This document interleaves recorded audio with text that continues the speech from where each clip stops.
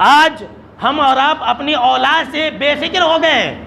हम अपनी औलाद पर निगाह नहीं रखे हुए, हम अपनी औलाद के बारे में फिक्रमंद नहीं है। बस हम ये सोचते हैं कि हमारा बच्चा स्कूल गया, सुबह से शाम तक वहीं रहा तो अच्छा है, घर में बस बस कर देता है। लोग ऐसा बोलते हैं कि स्कूल बंद हो गया तो ये बच्चे सब बहुत शरारती है, बस बस कर दिए, कब स्कूल खुलता कि। इब्राहीम अलैहिस्सलाम की ज़िंदगी से हमें ये सबक मिलता है कि हम अपनी औलाद के लिए फ़िक्रमंद रहे। कब से? सुनिए, कब से? बच्चे पैदा होने के बाद नहीं, बच्चे पैदा होने से पहले से ही। जब हमारे बच्चे पैदा नहीं हुए, जब से हमें अपनी औलाद के लिए फ़िक्रमंद होनी चाहिए। और कौन सी? दुनिया के लिए नहीं, बल्कि दीन के लिए।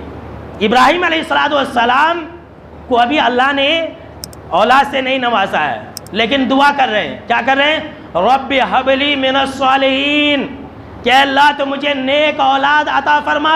अल्लाहु अकबर। आज इस दुआ की हमको और आपको कितनी ज़रूरत है।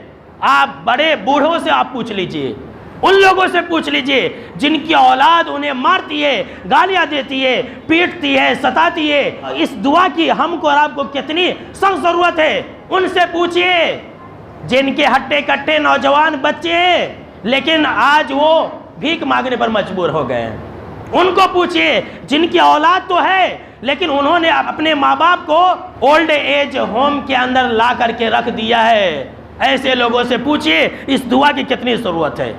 अभी पैदा नहीं हुए, अभी उनकी औलाद नहीं है, लेकिन दुआ कर रहे हैं कि अल्लाह तो मुझे नेक औलाद दे। नेक औलाद मांगिए। अगर नौजवान है, शादी नहीं हुई है तो अभी से मांगो, और अगर शादी हो गई है, औलाद नहीं है, तो भी आप यही दुआ मांगो, रब्बि हबली मिनस सालिहीन, अल्लाह तो मुझे नेक औलाद अता फरमा।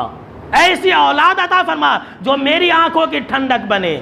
औलाद से अगर बेफिक्र हो जाओगे, कायनात के रब की कसम, काबे की रब की कसम, ये औलाद आपको बुढ़ापे में लाठियों से मारेगी, घर से धक्के दे करके आपको निकाल देगी। ये दौर ऐसा है।